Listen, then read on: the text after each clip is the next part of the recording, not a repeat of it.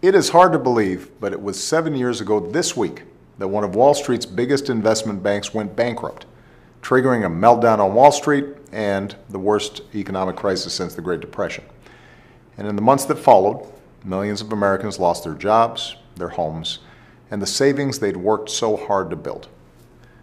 Today is a different story.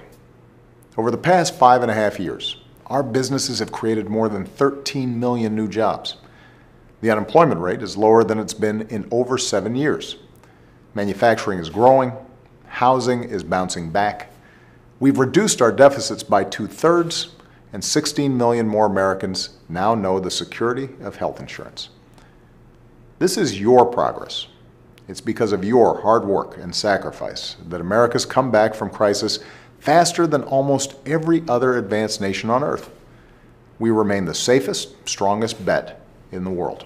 Of course, you might not know all that if you only listen to the bluster of political season, when it's in the interest of some politicians to paint America as dark and depressing as possible. But I don't see it that way. I've met too many Americans who prove, day in and day out, that this is a place where anything is possible. Yes, we have a lot of work to do to rebuild a middle class that's had the odds stacked against it now for decades. But that's the thing about America. Our work is never finished. We always strive to be better, to perfect ourselves. We just have to make the right choices. And if Republicans want to help, they can choose right now to pass a budget that helps us grow our economy even faster, create jobs even faster, lift people's incomes and prospects even faster. But they've only got until the end of the month to do it, or they'll shut down our government for the second time in 2 years.